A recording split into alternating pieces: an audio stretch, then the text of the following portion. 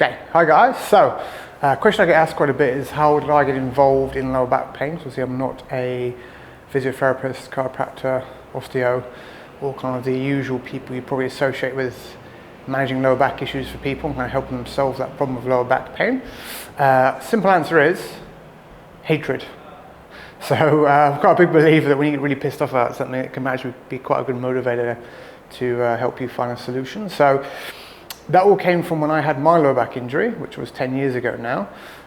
So I actually ended up, didn't know it at the time, I actually ended up with 2 disc bulges and a herniated disc, and I've lost about 50% of my height in L5-S1 because of that.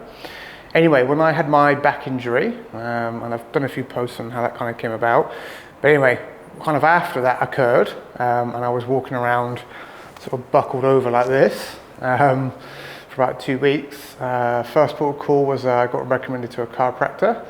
And again, I'm not going to bag out all chiropractors because again, it depends on the person. You know, I've met some good chiropractors, met some good physios, I've met some bad ones as well. But didn't do any like checks or scans. And when I sat down, I could kind of sit down upright like this, and you wouldn't know. So when I stood up, I was kind of all kind of buckled to one side. I can remember the day when I went into the chiropractor, you felt that kind of pre-screening form. They ask you about your injury and, you know, address and health status and health history and all the rest of it. Go up to receptionist, she went and she took it into the guy. And I can remember the second he's walking out of the room with the notes in his hand, he's looking at on the kind of the little flip pad he's got.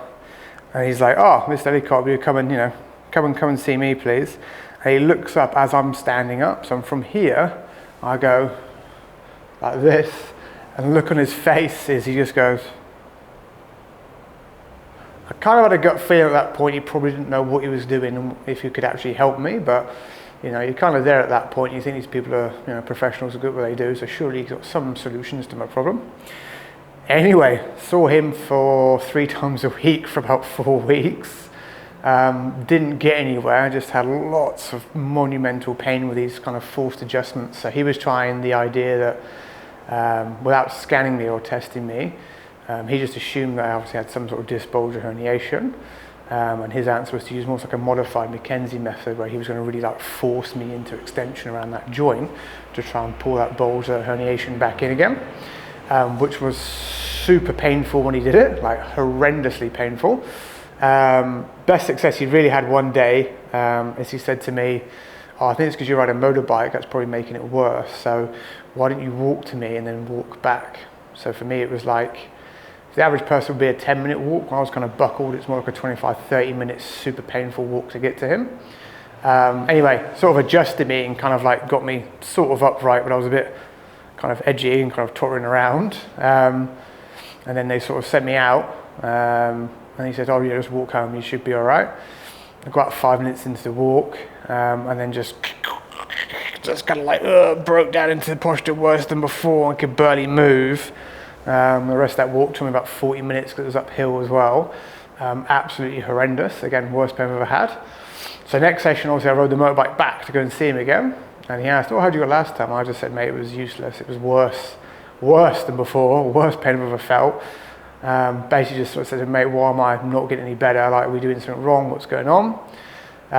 Sort of adjusted me and fashed me around for 20 minutes. And then was just sort of like, you know, I said to him, "Why isn't it working?" He's like, "Oh, I don't really know." And the thing that sealed the deal for me is he went, "I don't really know," because it was the end of a 20-minute appointment. Then looked at his watch and then back at me, which obviously told me that, you know, I was a bit of a hindrance for his time and it wasn't really that important to him. And definitely I was not going to get any solutions from him anyway. So after that, went to another chiro who did some x-rays and some scans, to be fair to them, which is how I found out I got the 2 bulges and the herniation. But again, they didn't really help. Went to an osteo, again, didn't really help. So at that point, within my sort of early 30s, super worried that I'd basically, you know, paralyse myself for the rest of my life. And then decided it was going to be down to me to sort the problem out. So luckily for me, I'd heard of Professor Stuart McGill's work before. I'd sort of skim read some of his articles and bits and pieces I could find, but I wasn't really taken on board because at that point I didn't really work with people with back pain, and nor had I really had anything like that myself either. So I thought to myself, this is a good time to sort of learn and really apply this stuff because I need to get myself out of trouble. Anyway, following his approach of understanding aggravators, letting things settle down, and then just working on McGill Big 3, which I had to get 100% right, otherwise I get sharp bolts of pain, not move for 20 minutes. So that kind of ingrained proper technique for me the hard way. After about 2 weeks, I was kind of upright again. And about 4 weeks after that, so 6 weeks of kind of working the McGill stuff, I was kind of back in the gym, albeit doing stuff very lightly and very carefully, but at least I was moving again and I was more upright. I didn't really have like persistent pain anymore. So again, people ask me, how did you get into it? I was kind of had to, because the people that I spent a lot of money with and time with didn't actually help me. And that just made me kind of angry, and realize how a lot of the people that are supposed to help you when you've got, major problems with your back aren't actually equipped to do so, and really nor do they really care either, which kind of annoyed me. So for me, pure hatred drove me to work out a better solution for people's lower back problems, and really start to understand you've got to treat people as an individual. And part of that process is you've got to assess each person individually and really understand the mechanics of their injury, then also understand them, and also understand the right tools you need to use to get them towards their particular goals, because again, everyone's goals are different as well. So again, that kind of highlighted for me the problem with a lot of the sort of systems we have out there for the moment to help people with lower back pain don't really work, because a lot of them are designed around sort of 20-minute appointments, get people in, kick them out the door, take the money, which again isn't the best way for us to try and get actual solutions to people. So when people ask me how you got into them, that's basically because I learned the hard way that a lot of the help out there isn't actually helpful, and it's kind of useless, and if not useless, it actually makes things worse, not better. So again, sometimes hatred, if directed properly, can be quite a good motivator to find solutions to things and to create new things that solve problems for other people.